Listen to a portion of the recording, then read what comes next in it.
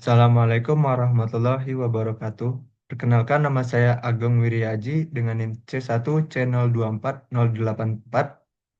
Kali ini saya akan mempresentasikan hasil kerja saya mengenai materi pajak penghasilan pasal 21 mata kuliah perpajakan 2. Adapun dosen pengampu pada mata kuliah kali ini, yang pertama ada Bapak Dr. Wirmi Eka Putra, SEMSI, dan Ibu Restu Hanin Anissa, SEMAK.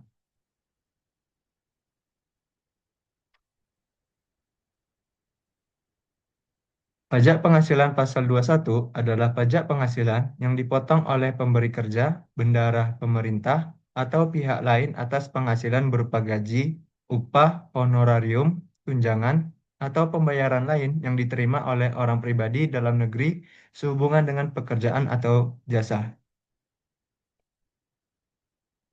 Selanjutnya, subjek dan objek pajak penghasilan pasal 21.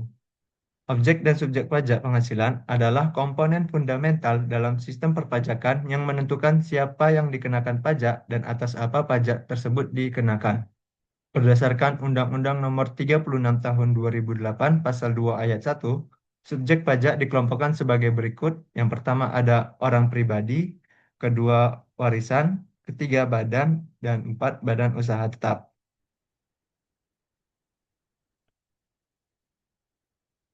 Yang menjadi objek pajak adalah penghasilan, yaitu setiap tambahan kemampuan ekonomis yang diterima atau diperoleh wajib pajak, baik yang berasal dari dalam negeri maupun luar negeri, yang dapat dipakai untuk konsumsi atau untuk menambah kekayaan wajib pajak yang bersangkutan, dengan nama dan dalam bentuk apapun, termasuk seperti gaji, upah, honorarium, tunjangan, uang pensiun, imbalan jasa, dan lain-lain. Selanjutnya ada penghasilan tidak kena pajak pasal 21. PTKP adalah penghasilan yang tidak dikenakan pajak karena dianggap sebagai kebutuhan minimum untuk hidup layak.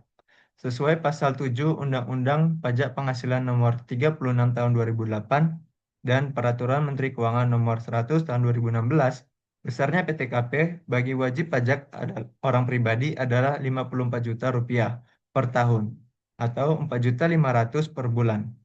Artinya, jika penghasilan tidak melebihi batas PTKP, maka tidak ada PPh yang dikenakan. Namun, jika penghasilan melebihi batas tersebut, maka hanya kelebihan penghasilan yang menjadi dasar pengenaan pajak. Selanjutnya, mekanisme dan tarif pemotongan PPh pasal 21. Adapun tarif pajak penghasilan pasal 21 mengikuti tarif progresif pasal 17 Undang-Undang Pajak Penghasilan atau UU HPP terbaru dalam tahun 2021. Penghasilan sampai 60 juta dikenakan 5%. Penghasilan 60 juta hingga 250 juta dikenakan 15%. Pendapatan 250 juta hingga 500 juta dikenakan 25%. 500 juta hingga 5 miliar dikenakan 30%. Dan di atas 5 miliar dikenakan 35%.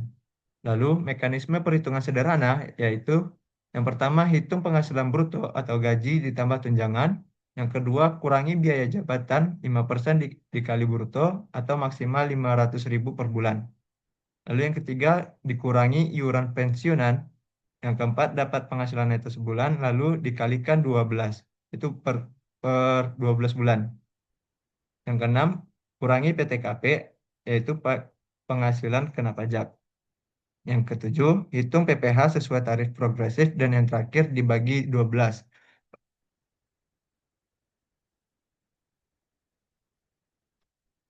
Dan materi selanjutnya yaitu kewajiban pemotong PPh pasal 21. Pemotong pajak penghasilan pasal 21 biasanya adalah perusahaan atau pemberi kerja, bendahara pemerintah, atau pihak yang memberi penghasilan. Mereka punya tanggung jawab resmi ke negara. Nah, kewajiban pemotong pajak penghasilan meliputi yang pertama, memotong PPh dari penghasilan pegawai, lalu disetorkan PPh pasal ke-21 ke kas negara sebelum tanggal 10 bulan berikutnya. Lalu melaporkan melalui SPT masa PPh pasal 21 paling lambat tanggal 20 bulan berikutnya dan memberikan bukti potong. Baik, mungkin situ saja yang dapat saya sampaikan. Mohon maaf apabila terdapat kesalahan. Saya akhiri. Wassalamualaikum warahmatullahi wabarakatuh.